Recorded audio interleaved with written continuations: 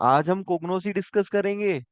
Diploma in pharmacy second year में कितने subjects हैं? 5 सब्जेक्ट्स है, सुटेक्स, केमिस्ट्री, कोग्नोसी, HAP, human anatomy physiology and social pharmacy. ठीक है, पांचों सब्जेक्ट हमें पढ़ने हैं। ओके, आज हम कोग्नोसी डिस्कस करेंगे। कोग्नोसी बहुत इंपॉर्टेंट है, फार्मेसी का कोर सब्जेक्ट है। और एग्जिट एग्जाम में इससे क्वेश्चंस आएंगे। ठीक है, एग्जिट एग्जाम भी आपको देना है इस बार। और जैसा कि आप जानते हैं डिप्लोमा इन फार्मेसी का रिजल्ट थोड़ा खराब आता है। तो आप सभी लोग स्टार्टिंग से ही पढ़ाई करेंगे जिससे आपका रिजल्ट अच्छा आए और किसी भी स्टूडेंट को बैक ना लगे। ठीक है, कोग्नोसी की डेफिनेशन तो आप जानते ही हैं। शेल्डर नाम के साइंटिस्ट है, फादर ऑफ कोग्नोसी। इन्होंने फार्मा कोग्नोसी वर्ड वर्ड को डिस्क्राइब किया था, इसको कॉइन किया था। फार्माकॉन मीन्स होता है ड्रग, और कोग्नोसी मीन्स होता है स्टडी। तो ड्रग्स की स्टडी करते हैं हम फार्माकोग्नोसी में, जो हमें प्लांट ओरिजिन से मिलती है। और ड्रग कैसे ओरिजिनेट हुई है इसकी हम स्टडी करते हैं। और ड्रग्स का हम कलेक्शन कैसे करते हैं, ड्रग्स का कल्टीवेशन कैसे करते हैं, दवाइयों की खेती कैसे करते हैं, ये सब हम पढ़ते हैं। हो सकता है आप में से किसी के पास खेत हो 10-20 एकड़ और कोई दवाइयों की खेती करना चाहता हो, तो उसको फार्माकोग्नोसी पढ़नी चाहिए। ठीक है, फार्मास्यूटिकल कंपनी से कॉन्ट्रैक्ट कर लेना, रॉ मटेरियल उनको प्रोवाइड करना, अच्छा पैसा है इसमें भी। ठीक है, ये भी एक स्कोप है फार्मेसी फील्ड में जिसमें आप आगे बढ़ सकते हो। है ना, गेहूं चावल उगाने से अच्छा दवाइयां पैदा करो, और दवाइयां पैदा करके कंपनियों को सप्लाई करो, मोटा मुनाफा मिलेगा। है ना। आपने स्टीविया की पत्ती खाई है कभी? शुगर से 300 गुना मीठी होती है स्टीविया की पत्ती। है ना, यदि उसकी खेती करना आपको आता है तो बढ़िया, 10 एकड़ में स्टीविया की खेती करोगे तो करोड़पति बन जाओगे। मेडिकल से भी ज्यादा फायदा होता है दवाइयों की खेती, और हर व्यक्ति नहीं कर पाता। है ना। तो कोग्नोसी में हम पढ़ते हैं कि दवाइयों की खेती कैसे करते हैं, क्योंकि हमें दवाइयाँ कहाँ से मिलती हैं? हमें प्लांट सोर्स से सबसे ज्यादा दवाइयाँ मिलती है। ठीक है, तो ये क्वेश्चन पूछा जाता है कि फादर ऑफ फार्माकोग्नोसी कौन है, तो इसमें आएगा शेल्डर। ठीक है, इन साइंटिस्ट ने फार्माकोग्नोसी को डेवलप किया था। आप लोग भाई जल्दी ज्वाइन कर लिया करो, 5 मिनट के अंदर अंदर। ठीक है, तो फार्माकोग्नोसी में हम क्या पढ़ते हैं? हम पढ़ते हैं कि प्लांट सोर्सेस से हमें कौन सी ड्रग्स मिल रही है, प्लांट के हमें किस पार्ट से मिल रही है ना। जब हम किसी बीज को बोते हैं बेटा, तो ऊपर की तरफ सूट और नीचे की तरफ रूट आ जाता है। रूट मतलब जड़, और सूट मतलब तना। फिर तना आगे बढ़ता है तो पत्तियां आती है, फूल आते हैं, फूल में बीज आते हैं। फिर उस बीज को बोने से इस तरह से एक साइकिल है ये। तो प्लांट के किसी भी पार्ट से हमें औषधि मिल सकती है, दवाई कहीं से भी मिल सकती है। जड़ से मिल सकती है, तने से मिल सकती है ना, रूट से मिल सकती है, बार्क से मिल सकती है, फ्लावर से मिल सकती है, सीड से मिल सकती है, लीव से मिल सकती है ना। कहीं से भी हमें दवाइयाँ मिल सकती है, तो हमें पता होना चाहिए कौन से प्लांट में कौन सा मेडिसिनल इफेक्ट है। इसलिए हमको कोग्नोसी पढ़ाई जा रही। हमारे आसपास एलोवेरा लगा हुआ है, तो फर्स्ट क्लास हम एलोवेरा को स्किन पे लगाएं और एंटी रिंकल प्रॉपर्टी का फायदा उठाएं। है ना। हमारे किचन में हींग है, एसोफोडिडा, हमको पता होना चाहिए। गैस की प्रॉब्लम जिसको होती है उसको दाल में थोड़ा सा हींग डाल लेना चाहिए, तो उसकी गैस की प्रॉब्लम सॉल्व हो जाएगी। है ना। खाना खाने के बाद हमें सोप खा लेना चाहिए, सोप को फेनल बोलते हैं। ठीक है, तो सोप आपका डाइजेशन इंप्रूव करेगी। ठीक है, तो हमारे आसपास बहुत सारी दवाइयां हैं। लहसुन में एंटी फंगल इफेक्ट होता है। ठीक है, प्याज आपके हेयर फॉल को रोकता है, क्योंकि प्याज में सल्फर होता है, और सल्फर हमारे हेयर ग्रोथ के लिए जरूरी होता है। प्याज में जो तीक्ष्ण गंध आती है वो सल्फर की तो होती है ना। गंदी सी स्मेल आती है ना प्याज से। तो प्याज का रस हमारे बालों के लिए बहुत अच्छा है। तो ऐसी सामान्य जानकारी आपकी बढ़ने वाली है यदि आप कोग्नोसी पढ़ोगे तो। बड़ा ही इंटरेस्टिंग सब्जेक्ट है। और आपको आयुर्वेद का नॉलेज भी मिलेगा। है ना, क्योंकि आयुर्वेद में भी व्यक्ति इन दवाइयों के बारे में पढ़ता है। अश्वगंधा, सर्फगंधा, गुडुचि। है ना, गुडुचि की बेला आपने देखी होगी, अभी कोगनोसी के टाइम पे काफी चल रहा था। ठीक है, एलोवेरा को हम ग्वार पाठा भी बोलते हैं, कुछ लोग को पता होगा। गांव की भाषा में, लोकल लैंग्वेज में एलोवेरा को ग्वार पाठा बोलते हैं। तुलसी, तुलसी की पत्ती में मेडिसिनल इफेक्ट होता है, तुलसी की हम लोग पूजा करते हैं। अंग प्रत्यंग में मेडिसिनल इफेक्ट है, औषधि गुण है तुलसी की। और इन पौधों में बेटा जो भी पार्ट में मेडिसिनल इफेक्ट होता है, वो एक केमिकल कॉन्स्टिट्यूएंट की वजह से होता है, और हम उसको क्या बोलते हैं? Phytochemical constituent. ठीक है, पत्ती ने आपकी बीमारी ठीक की, तो पत्ती में ऐसा कुछ है जिसने बीमारी ठीक की है? आपके बायोलॉजिकल सिस्टम के साथ इंटरेक्शन हुआ है उस मॉलिक्यूल का जिसने आपकी बीमारी ठीक की है, तो उसको हम फाइटोकेमिकल कॉन्स्टिट्यूएंट कहते हैं। ठीक है। तो ये आप फार्माकोग्नोसी का इंट्रोडक्शन समझ गए होंगे। फार्माकोलॉजी भी पढ़नी है आपको सेकेंड ईयर में। अब इससे पहले पढ़ाया था मैंने फार्माकोलॉजी, तो मेरे मुंह से फार्माकोलॉजी निकल गया। ठीक है। पर आप अभी फार्माकोग्नोसी पढ़ रहे हो। ठीक है। ओके। यदि हम फार्माकोग्नोसी की हिस्ट्री की बात करें बेटा, तो हिप्पोक्रेट्स को हम फादर ऑफ मेडिसिन कहते हैं। ठीक है। इन्होंने 460 बीसी पूर्व मतलब काफी काम किया। ठीक है। वैसे तो आयुर्वेद का इतिहास की यदि हम बात करें तो बहुत ज्यादा पुराना है ना। देवताओं ने और राक्षसों ने जब मतलब समुद्र मंथन किया, तो उस वक्त धन्वंतरी जी आए थे कलश लेके, है ना, औषधियों का। ठीक है। तो आयुर्वेद का इतिहास तो बहुत ही पुराना है, बहुत सारी औषधियां हैं, है ना। बजरंग बली, पवन पुत्र हनुमान। ठीक है। जब लक्ष्मण को शक्ति बाण लगा था तो पर्वत उठा के लेके आ गए थे, है ना। तो आपको औषधियों के बारे में पता होना चाहिए कि कौन सी औषधि किस रोग में काम आती है। ठीक है। और हमारे आसपास बहुत सारी औषधियां होती है। तो वही सब हम बेटा कोगनोसी में पढ़ते हैं। और यदि कोई क्वेश्चन करे कि फादर ऑफ मेडिसिन कौन है, तो हिप्पोक्रेट्स का नाम आता है। ठीक है। हमको एग्जाम भी पास करना जरूरी है। यहाँ पर अभी हम धन्वंतरी जी की पूजा करेंगे तो हम फेल हो जाएंगे। ठीक है। एरिस्टोटल का आपने नाम सुना होगा, गालेन का आपने नाम सुना होगा। गालेन को वर्ल्ड का फर्स्ट फार्मासिस्ट कहते हैं, ये भी क्वेश्चन आता है ना। गालन वर्ल्ड का फर्स्ट फार्मासिस्ट है। आप लोग भी तो फार्मासिस्ट बनने वाले हो, अभी डिप्लोमा इन फार्मेसी हो जाएगा तो आप लोग भी ड्रग लाइसेंस धारी हो जाओगे। ठीक है। सभी लोग अपना मेडिकल स्टोर खोल सकते हो, ना खोलना चाहो तो अपने लाइसेंस को रेंट पे दे सकते हो, है ना। तो याद रखना, गालेन वर्ल्ड का फर्स्ट फार्मासिस्ट था। ठीक है। अब तो है नहीं हमारे बीच में। ठीक है। तो आप लोग भी फार्मासिस्ट बन जाओगे, सिंसियरली पढ़ाई करो, कोग्नोसी बहुत इंपॉर्टेंट सब्जेक्ट है। ठीक है। और ये आपको एग्जिट एग्जाम में एमसीक्यू में पूछा जा सकता है, ये इंपॉर्टेंट बुलेट पॉइंट्स है। ठीक है। फादर ऑफ कोग्नोसी कौन है, who was the first pharmacist of the world, तो उसमें आएगा आपको गालन। ठीक है। पैरासेल्सियस का आपने नाम सुना होगा, है ना। इलेक्ट्रोपैथी का नाम सुना है आपने। इलेक्ट्रोलाइट्स की हेल्थ से भी बीमारियां ठीक होती है। जब किसी को लूज मोशन लग जाते हैं, पतली टट्टी लगती है, तो उसको इलेक्ट्रोलाइट का पाउडर दिया जाता है, ओआरएस का घोल, ओरल रिहाइड्रेशन सॉल्ट। तो इसको किसने डेवलप किया था? पैरासेल्सियस ने। पैरासेल्सियस नाम का जो साइंटिस्ट था, उसने मिनरल सॉल्ट थेरेपी डेवलप की थी। और हमारी बॉडी में इलेक्ट्रोलाइट का काफी इंपॉर्टेंट रोल होता है। मिनरल भी मैं आपको पढ़ा चुका हूँ, कैल्शियम का रोल, आयोडीन का रोल, जिंक का रोल, है ना, सेलेनियम। मैक्रोन्यूट्रिएंट्स होते हैं, माइक्रोन्यूट्रिएंट्स होते हैं। तो मिनरल का रोल हमारी बॉडी में काफी इंपॉर्टेंट होता है। नर्वस सिस्टम में सोडियम और पोटेशियम का रोल होता है। ठीक है, नर्व कंडक्शन के लिए।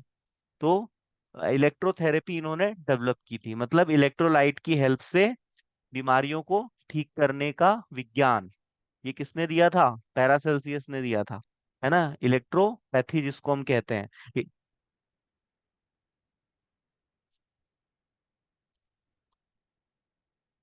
हम्म। मेरा नाम भी रोहित है भैया। कौन है ये?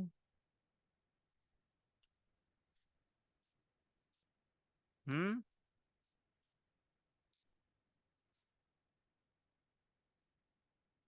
हाँ, बेटा शांति बनाए रखे बेटा, है ना। मेरा नाम भी रोहित है और क्लास में एक स्टूडेंट है उसका भी नाम रोहित ही है। तो थोड़ा सा किसी प्रकार का कोई कंफ्यूजन प्रोड्यूस ना करें, है ना। ओके। और सभी लोग अपने आप को म्यूट रखें और अपने वीडियो कैमरा को ऑफ कर लें। ठीक है, क्योंकि आपके वीडियो की अभी कोई जरूरत है नहीं। ठीक है। बाकी लोगों को डिस्ट्रैक्शन होता है। बाकी मेरी वॉइस तो आप लोग तक साफ आ रही है ना। ठीक है। तो पैरासेल्सियस ये सब हिस्ट्री में आएगा बेटा। यदि फार्माकोग्नोसी की कोई आपसे हिस्ट्री पूछता है, उस टाइम पे आप ये सब बताओगे, है ना। जैसे सातनर नाम का एक साइंटिस्ट था, उसने ओपियम ओपियम से पेन के रिलीफ के लिए काम किया था।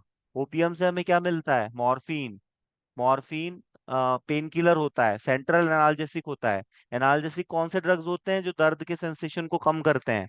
ठीक है, जो दर्द निवारक दवाइयां होती है। तो सातनर ने 1806 में ओपियम से मॉर्फिन को कैसे एक्सट्रैक्ट करना है, इसकी विधि बताई थी। ठीक है। दवाइयों को हम एक्सट्रैक्ट करते हैं प्लांट सोर्स से, इसको हम एक्सट्रैक्शन बोलते हैं, एक्सट्रैक्शन भी हमें पढ़ना है। ठीक है। जैसे हम लौंग का तेल निकालते हैं ना, सॉक्सलेट एपरेटस के थ्रू, लौंग में यूजिनॉल होता है। लौंग भी तो औषधि होती है, खाते हैं ना हम लोग पान में डाल के, लौंग। ठीक है। पान औषधि होती है। पान में क्या क्या होता है, कैल्शियम होता है, चूना डालते हैं कि नहीं, चूना रिच सोर्स होता है कैल्शियम का। ठीक है। और हम कत्था डालते हैं, कत्थे को हम कटैचू बोलते हैं, कटैचू भी आपको पढ़ना है, कटैचू भी औषधि है ना। पान में हम और क्या डालते हैं, और हम उसमें सोप डालते हैं, सोप भी औषधि है। गुलकंद डालते हैं, गुलकंद भी औषधि है। रोज वाटर आप लोग यूज करते हो, गर्ल्स यूज करती होंगी, है ना। गुलाब जल, ठीक है, तो गुलाब जल भी औषधि है ना। तो इन प्लांट से एक्सट्रैक्शन किया जाता है, सॉल्वेंट के थ्रू, मैंसरेशन के थ्रू, परकुलेशन के थ्रू, ये सब मेथड्स हम आगे पढ़ेंगे, जिससे प्लांट से दवाई को आइसोलेट किया जाता है, एक्सट्रैक्ट किया जाता है, डिकॉक्शन के थ्रू। है ना, जैसे आप लोग काढ़ा बनाते हो तो काढ़े में दवाइयों को चुरा लेते हो, है ना। और जब वो चुड़ जाती है तो पानी में उसका अर्क आ जाता है, उस पानी को आप लोग पीते हो तो औषधियां आपके अंदर चली जाती हैं। और औषधियों का आपकी बॉडी में जाना क्या कहलाता है, एडमिनिस्ट्रेशन ऑफ मेडिसिन। ठीक है, एडमिनिस्ट्रेशन ऑफ मेडिसिन। और जिस रूट से दवाइयां आपके शरीर में जाती है हम उसको बोलते हैं रूट ऑफ ड्रग एडमिनिस्ट्रेशन। जिन रूट से दवाई हमारे बॉडी में जाती है, कौन से 4 रूट से जाती है, स्किन के थ्रू जा सकती है, स्मेल के थ्रू जा सकती है, इसका एग्जांपल है अस्थमेटिक पेशेंट में हम जो एरोसोल्स यूज करते हैं, है ना। पैरेंटरल रूट से जा सकती है जिसमें इंजेक्शंस आते हैं, आईवी और आईएम। फार्मास्यूटिक्स भी आप लोग रिवाइज कर रहे हो कि नहीं साथ साथ, फार्मास्यूटिक्स भी आपका कोर सब्जेक्ट है ना, उसी में रूट ऑफ ड्रग एडमिनिस्ट्रेशन, उससे भी एग्जाम में क्वेश्चन आते हैं। ठीक है। तो ये हुई हमारी हिस्ट्री फार्माकोग्नोसी की। ठीक है। अब हम बात करते हैं फार्माकोग्नोसी का जो इम्पोर्टेंट टॉपिक है, जिससे क्वेश्चन आते हैं, है ना। ये क्वेश्चन आता है एग्जाम में कि फार्माकोग्नोसी का स्कोप क्या है, हम पढ़ क्यों रहे फार्माकोग्नोसी। भाई फार्माकोग्नोशी पढ़ेंगे तभी तो हम ड्रग को आइडेंटिफाई कर पाएंगे, क्योंकि नेचर से हमें ड्रग मिलती है, हम जंगल में गए, हमको पता होना चाहिए भाई अश्वगंधा की जड़ कैसी होती है ना, अर्जुना की बार्क कैसी होती है, अर्जुना का पेड़ कैसा दिखता है ना। हमको पता होना चाहिए भाई ये बेशरम है ना, और ये वाला आपका सत्यानाशी का पौधा है, पीले कलर का जो फूल होता है ना, ये भाई विनका है, पर्पल कलर का फ्लावर होता है। तो हमें प्लांट को आइडेंटिफाई करना है ना। तो प्लांट का हम आइडेंटिफाई कब कर पाएंगे, जब हम प्लांट की मॉर्फोलॉजी हमको पता होगी, है ना। अब किसी से पूछ ले भैया कि लौंग पौधे का कौन सा पार्ट तो वो सोचेगा यार क्या है ये लौंग, है ना। लौंग फ्लावर होता है ना। जैसे सेना लीफ, मतलब पत्ती है सेना। तो प्लांट को आइडेंटिफाई करना हमें आना चाहिए, है ना।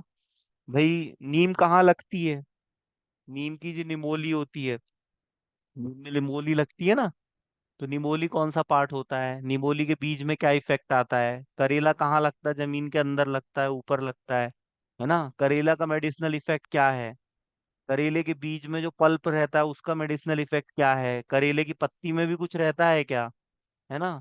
हमारे आसपास जितना कुछ है इनके बारे में हमें नॉलेज होना चाहिए। जैसे ये आपका गुरतुल्ले का फूल है ना, उसमें फर्टिलिटी एक्टिविटी होती है, मतलब वो फर्टाइल बनाता है मेल फीमेल को, है ना। तो ऐसे आयुर्वेद में बहुत सारी औषधियां हैं, पर हम वो पढ़ेंगे जो हमारे सिलेबस में है। ठीक है। तो कोगनोसी पढ़ने से हमें ये लाभ मिलता है, हम प्लांट को आइडेंटिफाई कर पाते हैं, है ना।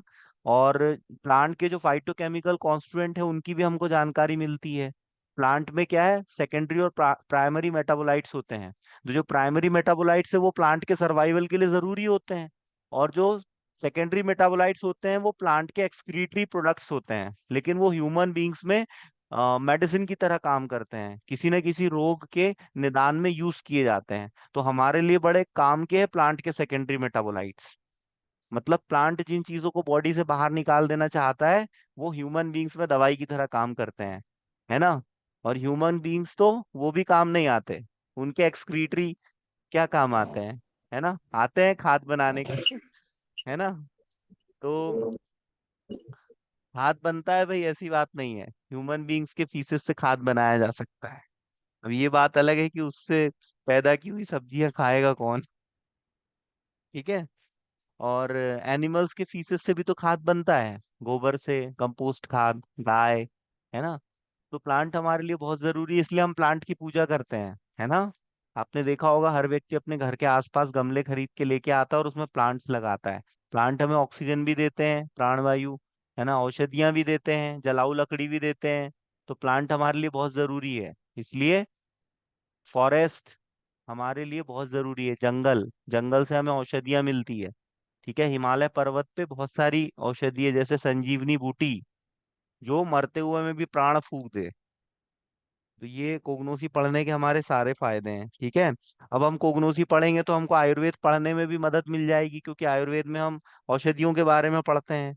यदि हम कोगनोसी का नॉलेज होगा तो हम आयुर्वेदिक मेडिसिन की मार्केटिंग कर सकते हैं, सेल्समैन बन सकते हैं। यदि कोगनोसी का हमें नॉलेज होगा तो हम फाइटो मेडिसिन को समझ सकते हैं। फाइटो मेडिसिन मतलब प्लांट से मिलने वाले फाइटोकेमिकल कॉन्स्टिट्यूएंट, और उसकी केमिस्ट्री भी हम समझ सकते हैं। ठीक है, और हम आयुर्वेदिक दवाइयों की फार्मेसी प्रैक्टिस भी कर सकते हैं। ये सारे हमें फायदे मिल जाते हैं। ठीक है, फार्माकोग्नोसी पढ़ने से प्लांट की हम खेती कर सकते हैं। प्लांट प्लांट से हम ड्रग को आइसोलेट कर सकते हैं, एक्सट्रैक्ट कर सकते हैं। ठीक है, और हम प्लांट की मॉर्फोलॉजी के आधार पे उसको क्लासिफाई भी कर सकते हैं। ठीक है, तो इतने सारे फायदे हैं जो कि कोग्नोसी पढ़ने से हमें मिलते हैं। तो ये क्वेश्चन इंपॉर्टेंट है, स्कोप ऑफ फार्माकोग्नोसी ये आता है एग्जाम में, तो इसको आप लोग नोट्स बना लेना। अगला क्वेश्चन आता है बेटा, ड्रग्स का क्लासिफिकेशन। ठीक है, दवाइयों को क्लासिफाइड किया गया है, वर्गीकरण करने से किसी भी चीज को समझना आसान हो जाता है। आप कभी लाइब्रेरी गए हो? लाइब्रेरी में यदि कोग्नोसी की बुक कोग्नोसी के सेल्फ में ना हो, कोलॉजी की बुक कोलॉजी के सेल्फ में ना हो, सुटिक्स की बुक सुटिक्स के सेल्फ में ना हो, पूरी 10,000 किताबें सब मिक्सअप हो, तो आप उनको ढूंढ पाओगे क्या? नहीं ढूंढ पाओगे। पर वो वर्गीकृत करके रखी जाती हैं लाइब्रेरी में, सुव्यवस्थित ऑर्गेनाइज्ड फॉर्म में, तो आपको मिल जाती है। आप देख लेते हो भाई यहाँ लिखा हुआ है सुटिक्स, तो सुटिक्स की सेल्फ में सुटिक्स की किताब है। तो इसको बोलते हैं क्लासिफिकेशन, इसको बोलते हैं वर्गीकरण। तो दवाइयों को पहचानने के लिए और दवाइयों को हम उपयोग कर सकें, इसलिए उसको क्लासिफाइड करना बहुत जरूरी है। तो ये क्लासिफिकेशन के अलग अलग आधार हो सकते हैं, है ना। तो हम देखेंगे किन आधार पे दवाइयों को क्लासिफाइड किया गया है। इस यूनिट से क्वेश्चन इस टाइप से पूछे जाते हैं, ऑर्गेनाइज ड्रग क्या होता है, अनऑर्गेनाइज ड्रग क्या होता है, दोनों ड्रग में डिफरेंस क्या होता है, ड्रग की डेफिनेशन क्या होती है, ड्रग के क्लासिफिकेशंस के बारे में लिखना है, किन आधार पे ड्रग को क्लासिफाई किया गया है, और उसके एग्जाम्पल्स बताइए। इस टाइप के क्वेश्चन यहाँ से आते हैं। तो सबसे पहले तो हम ये समझते हैं क्रूड ड्रग क्या होता है। फ्रूट ड्रग जो होता है वो नेचुरल अकरिंग सब्सटेंसेस होते हैं, जो हमें प्लांट और एनिमल सोर्स से मिलते हैं। तो फ्रूट ड्रग एक ऐसा टर्म है जो कि नेचुरल अकरिंग सब्सटेंसेस के लिए यूज किया जाता है, जो हमें नेचर से मिलते हैं, एनिमल से मिलते हैं, प्लांट से मिलते हैं, माइक्रो ऑर्गेनिज्म से मिलते हैं। तो जो रॉ फॉर्म ऑफ ड्रग होता है, दवाइयों का जो रॉ फॉर्म होता है, उसको हम क्रूड ड्रग कहते हैं। ठीक है, और यदि हम उसकी प्रोसेसिंग कर लें तो हम उससे फॉर्मुलेशन बना लेते हैं, है ना। तो raw form of drug is called crude drug. और क्रूड ड्रग में एक होता है आपका ऑर्गेनाइज ड्रग और एक होता है अनऑर्गेनाइज ड्रग। तो ऑर्गेनाइज ड्रग क्या होता है? जैसे हमें पौधे से पत्ती मिली, पौधे से फ्लावर मिला, बार्क मिली, है ना, जैसे सैंडलवुड ऑयल। तो सैंडलवुड जो है ना, या कोई रूट है, सर्फगंधा, अश्वगंधा, ये सब रूट्स हैं। तो ये किस में आ जाएंगे? ऑर्गेनाइज ड्रग में। ठीक है, और अनऑर्गेनाइज ड्रग क्या होगी? जैसे रेजिन हुआ, है ना, या गम हुआ, तो ये किस में आएंगे? अनऑर्गेनाइज ड्रग में। ये मैं आपको एग्जाम्पल बता रहा हूँ इसके। और इसमें क्या डिफरेंस होगा? एक डिफरेंस इसमें ये है कि भाई हम इसकी मॉर्फोलॉजिकल स्टडी कर सकते हैं आसानी से, है ना। जैसे आपने यदि प्लांट से एक्सट्रैक्ट निकाल लिया, तो आप वो एक्सट्रैक्ट को देख के आप नहीं समझ पाओगे कि ये कौन सी रूट का एक्सट्रैक्ट है ना। हमने उसको अनऑर्गेनाइज कर लिया। ठीक है, जैसे मुझे एक जड़ मिली और वो जड़ को मैंने पानी में उबाल लिया, और आपको कहा साहब ये पानी पी लो, इसमें औषधि है, तो आप उस पानी को देख के नहीं समझ पाओगे कि इसमें कौन सी औषधि है ना, क्योंकि हमने जड़ को तो निकाल के फेंक दिया। जड़ को देख के आप समझ सकते थे, है ना, जड़ को देख के आप समझ जाते कि ये कौन सी जड़ है। पर अब हमने जड़ का जब जूस बना लिया, है ना, हमने जड़ को पीस लिया और पीस के उसका पाउडर बना लिया, तो अब आपको समझ में नहीं आ पाएगा। है ना। अब आप उसको टेस्ट से शायद पहचान सकते हो। तो मॉर्फोलॉजी क्या होती है? ऐसे कैरेक्टरिस्टिक्स जो हम देख के आइडेंटिफाई कर सकते हैं, है ना। जैसे हमने किसी चीज को तोड़ के देखा तो कैसा साउंड आता है, भाई कैसी दिखती है कोई जड़। अब इसको राउल्फिया जो होती है ना, ये जड़ सर्फ के जैसी होती है, आड़ी टेढ़ी गोल मटोल, है ना। तो इसको हम देख के पहचान सकते हैं। कोई जैसे छाल है, तो छाल का भी कलर होता है। तो हम इसको ऑर्गेनोलेप्टिक कैरेक्टरिस्टिक्स बोलते हैं। ऑर्गेनोलेप्टिक मतलब जिसको हम सूंघ के, जिसको हम देख के, जिसके हम टूटने की आवाज सुन के हम जिसको आइडेंटिफाई कर सकते हैं। तो मॉर्फोलॉजिकल कैरेक्टरिस्टिक्स हमें ड्रग्स के पता होने चाहिए कि कौन सी ड्रग कैसे दिखती है। जैसे आंवला भी एक ड्रग है। आंवला का फल कैसा होता है? गोल होता है ना। वहीं पर कोई भी ऐसे आप ड्रग देखोगे तो उसकी एक ना एक मॉर्फोलॉजी कैरेक्टरिस्टिक्स जरूर होंगे। तो वो हमें पता होने चाहिए। तो आप ऑर्गेनाइज ड्रग में और अनऑर्गेनाइज ड्रग में अंतर समझे। ऑर्गेनाइज ड्रग ऐसे समझो कि भाई आपने एलोवेरा तोड़ लिया पेड़ से, तो ये हो गया आपका ऑर्गेनाइज ड्रग। अब ये अनऑर्गेनाइज्ड कब हो गया? आपने एलोवेरा का जूस बना लिया, है ना, तो ये अनऑर्गेनाइज्ड हो गया। ठीक है। तो ये है इसमें अंतर। जैसे जैसे सैंडलवुड, है ना। सैंडलवुड, आप आप सभी लोगों को वॉइस में प्रॉब्लम हो रही है क्या, या इंडिविजुअली एक ही स्टूडेंट को है? कोई भी एक रिस्पॉन्स कीजिए। सर। हाँ ये सर बेटा, मुझे वो तो देखो बेटा, जिसको मैं मेरी आवाज नहीं आ रही है, क्लास में इतने सारे स्टूडेंट है, 15 स्टूडेंट से भी ज्यादा है। तो इंडिविजुअली यदि एक स्टूडेंट को आवाज नहीं आ रही है तो वो उसके कॉर्नर से नेट का इशू हो सकता है, तो आप उसको रिजॉल्व करें अपने एंड से। ठीक है। मेरे पास तो जियो का हाई स्पीड इंटरनेट कनेक्शन लगा हुआ है, तो ये प्रॉब्लम बहुत ही ज्यादा कम ठीक है आती है, सर। मेरे एंड से बहुत कम आती है, ना के बराबर। और मैं तो इतने सालों से अभी क्लास ले रहा हूँ, 1.5 साल 2 साल होने को आया ऑनलाइन क्लास ले रहा हूँ कोविड के टाइम से। तभी से मैंने ये हाई स्पीड इंटरनेट कनेक्शन लगाया था, क्योंकि पहले मैं मोबाइल से क्लास लेता था तो बहुत ज्यादा मेरी वॉइस ब्रेक होती थी, है ना, क्योंकि मोबाइल का जो डिवाइस होता है उसमें उतना बढ़िया परफॉर्मेंस नहीं आता है ना। तो आप अपने एंड से बेटा सॉल्व करो, है ना। बाकी लोगों को यदि सबको ही नहीं आ जी रही होगी तो सर। फिर मुझे बताना, मैं कोई ना कोई एक्शन लूंगा उसके लिए, है ना। कहाँ पर था मैं? हाँ, ऑर्गेनाइज ड्रग बेटा, आपने एलोवेरा गार्डन में एलोवेरा काट के ला लिया तो वो क्या है? ऑर्गेनाइज ड्रग है। अनऑर्गेनाइज्ड कब हो जाएगा? आपने एलोवेरा का जूस निकाल लिया, अब वो अनऑर्गेनाइज ड्रग हो गया। ठीक है। जैसे आपने सैंडलवुड की लकड़ी, आपने आपने उसकी फ्रेग्रेंस निकाल के उसका इत्र बना लिया, इत्र जिसको हम बोलते हैं, तो अब वो इत्र क्या हो गया? अनऑर्गेनाइज्ड हो गया। ठीक है। तो ये है ऑर्गेनाइज्ड ड्रग और अनऑर्गेनाइज्ड ड्रग में अंतर। अब हम समझते हैं क्लासिफिकेशन ऑफ ड्रग क्या होता है ना। तो इसमें 7 टाइप से ड्रग्स को क्लासिफाइड किया गया है। पहला टाइप है alphabetical classification, taxonomical classification, morphological classification, chemical classification, pharmacological, chemotaxonomical और सेरोटेक्सोनॉमिकल क्लासिफिकेशन। तो ये 7 टाइप से क्लासिफाई किया गया है ड्रग को। अब हम इसको वन बाय वन देखते हैं। अल्फाबेटिकल तो आपको नाम से ही समझ में आ रहा है बेटा, बहुत इजी है ना। अल्फाबेट के हिसाब से जिस ड्रग का जो नाम है उसके हिसाब से उसको हम अरेंज कर देंगे। तो हमारी जो इंडियन फार्माकोपिया है, ब्रिटिश फार्माकोपिया है, ब्रिटिश हर्बल फार्माकोपिया है, यूनाइटेड स्टेट्स फार्माकोपिया है, यूरोपियन फार्माकोपिया है ना। तो उसमें जो ड्रग्स को व्यवस्थित किया गया है वो अल्फाबेटिकली किया गया है। फार्माकोपिया मैंने आपको पढ़ाई थी ना, है ना। फार्माकोपिया क्या होती पता है ना आपको? Drug recipe book. Previous lecture आपने यदि पढ़े होंगे, सुने होंगे, तो आपको पता होगा फार्माकोपिया क्या होती है। अभी यहाँ मैं नहीं बताऊंगा। ड्रग रेसिपी बुक होती है, तो इस बुक में ड्रग्स को अल्फाबेटिकली अरेंज किया जाता है, ठीक है, ताकि हमको इजिली ड्रग मिल जाए। जैसे आपके पास डिक्शनरी इतनी मोटी होती है लेकिन कोई भी वर्ड आप उसमें आसानी से ढूंढ लेते हो ना। जैसे आपको मैं कहूँ भाई, सी सी से कोई वर्ड शुरू हो रहा है, तो आप सी वाले इसमें जाओगे कॉलम में, वहां पर देखोगे तो आपको मिल जाएगा। और यदि ऐसा मैं व्यवस्थित ना करूं तो इतनी मोटी डिक्शनरी में आप वर्ड कैसे ढूंढोगे, है ना। तो अल्फाबेटिकली अरेंज की जाती है। जैसे ए नाम से कौन से ड्रग है? जैसे एलोवेरा हुआ, अकेजिया हुआ, है ना, इस टाइप से। जैसे आपका डिल हुआ, डी नाम से, है ना। आपका इफिड्रा हुआ, ई नाम से। ये सब मैं ड्रग्स के नाम बता रहा हूँ आपको, ये पढ़ने हैं, है ना, आप निश्चिंत रहो। ये ड्रग आपको जो आपके सिलेबस में है वो मैं आपको पढ़ाऊंगा, है ना। अब जैसे कोई भी आप उठा लो, जैसे वी से वीगम आता है, वीगम भी एक ड्रग होता है ना। और आपका जैसे अरे अरेचिस ऑयल, ए से अरेचिस ऑयल है ना। तो इस टाइप से मतलब ए से आने वाले, बी से आने वाले, C D E F G, उस हिसाब से ड्रग्स को अरेंज कर लिया जाता है ना।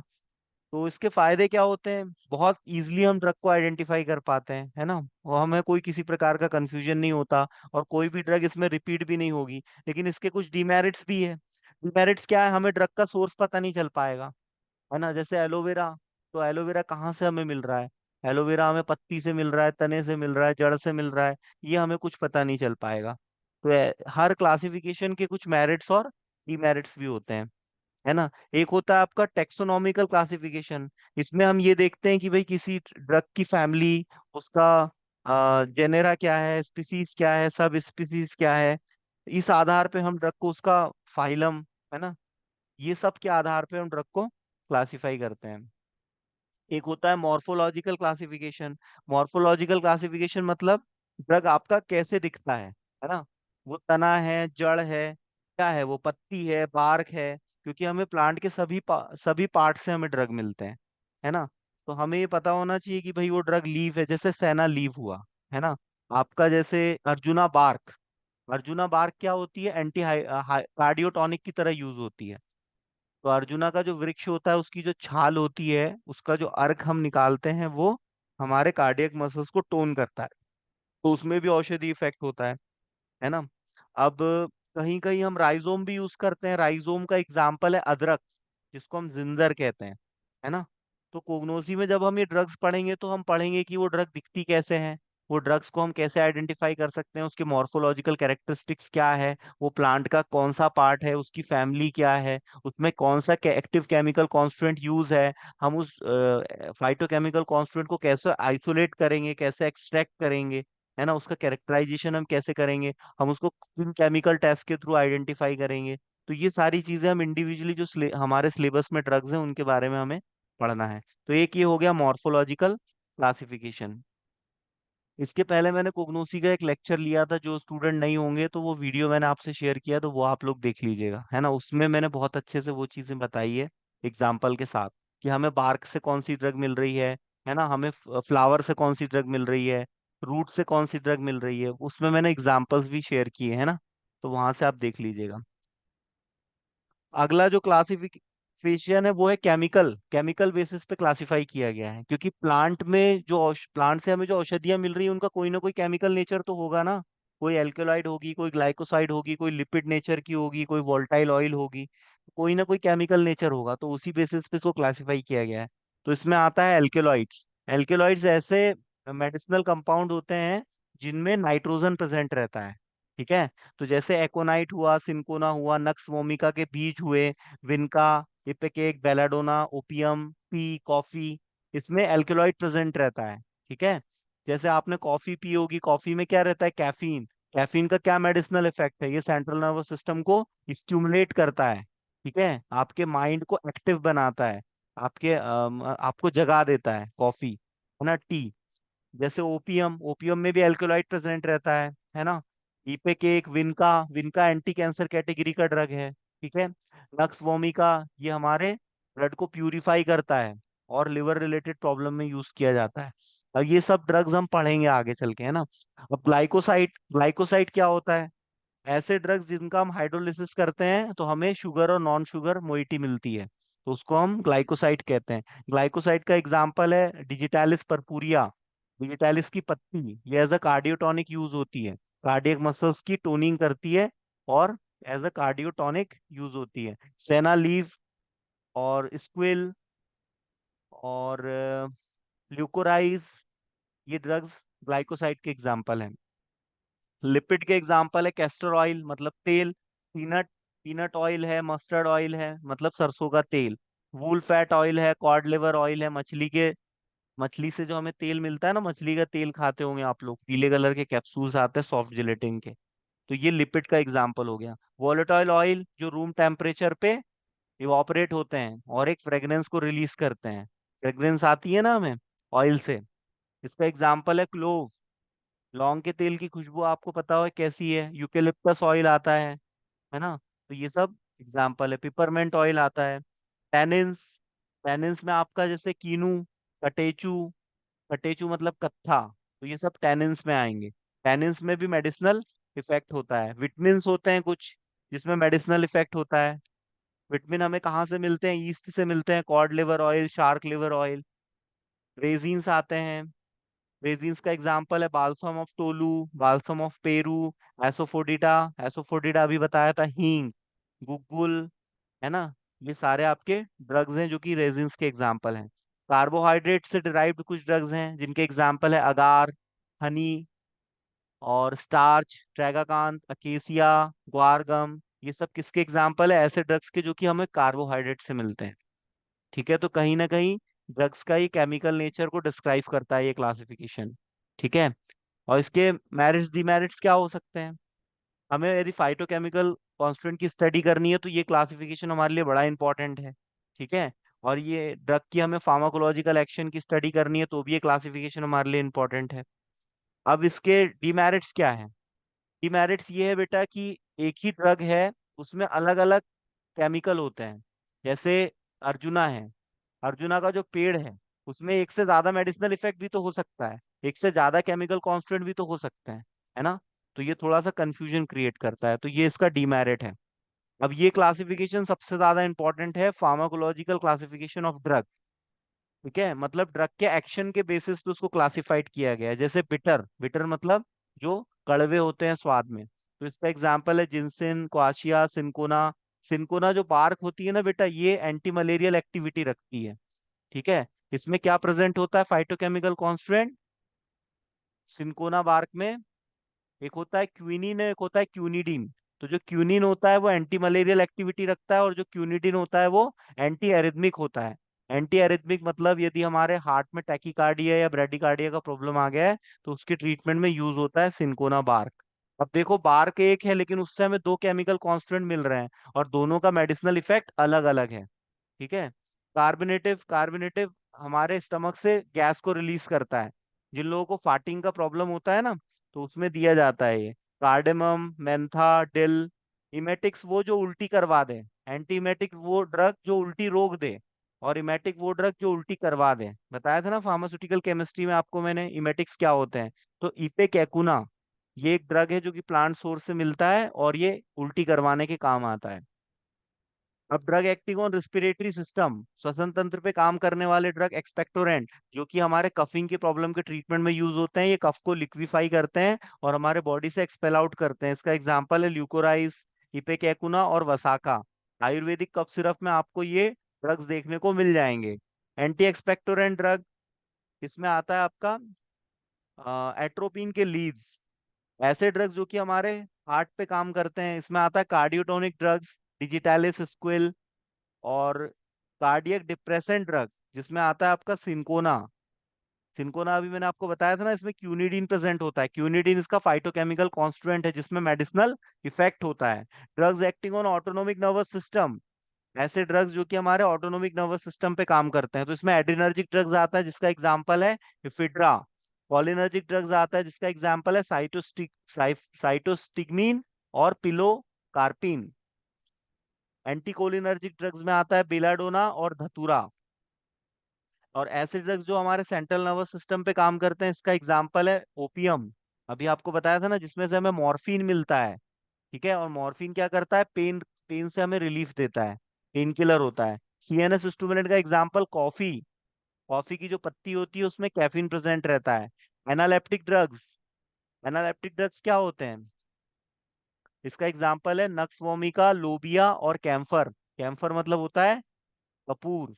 एंटी कैंसर ड्रग जिसमें आता है विनका, रोजिया, पोडोफाइलम, टेक्सिस। ये एंटी कैंसर ड्रग्स के एग्जांपल हैं। और एस्ट्रिंजेंट ड्रग के एग्जांपल है ब्लैक कटेचू, कत्था, जो हम यूज करते हैं ना, लाल वाला कत्था हम लोग यूज करते हैं। कत्थे की भी वैरायटी रहती है। तो ये जो क्लासिफिकेशन हमने देखा है बेटा, ये on the basis of pharmacological activity है। फार्माकोलॉजिकल एक्टिविटी मतलब हमारे बॉडी के किस पार्ट पे वो दवाई काम कर रही है। ठीक है। हार्ट पे काम कर रही, किडनी पे काम कर रही, हमारे सीएनएस पे काम कर रही, एएनएस पे काम कर रही, कहाँ काम कर रही, तो उस बिहाफ पे। कैंसर के ट्रीटमेंट में यूज हो रही, रिस्पिरेटरी सिस्टम पे काम कर रही है, तो उस बिहाफ पे दवाइयों को क्लासिफाइड किया गया। तो हमें इसके एग्जांपल्स पता होना चाहिए। इसी तरह से क्लासिफाई किया गया है नो कीमोटेक्सोनॉमिकल क्लासिफिकेशन। कीमो मतलब क्या होता है? केमिकल्स, है ना? तो केमिकल और उसकी टेक्सोनॉमी दोनों को मिला जुला के ड्रग्स को क्लासिफाइड किया गया है। मतलब पहले के जो क्लासिफिकेशन थे उनकी कुछ कमियों को दूर करने के लिए ये क्लासिफिकेशन लॉन्च किया गया था। ठीक है। और जो लास्ट वाला क्लासिफिकेशन होता है सेरोटॉक्सोनॉमिकल क्लासिफिकेशन। अब इसमें जो वर्ड है सेरो, ये कहाँ से आया है? सीरम से आया है। सीरम कहाँ प्रेजेंट होता है? हमारे ब्लड में प्रेजेंट होता है। ठीक है। और हमारे ब्लड में एंटीजन एंटीबॉडी रिएक्शन होती है ना? जब हमारे बॉडी में बाहर से कोई फॉरेन सब्सटेंस आता है तो हमारी बॉडी उससे लड़ने के लिए एंटीबॉडी बनाती है, और एंटीजन एंटीबॉडी रिएक्शन होती है। और फिर उस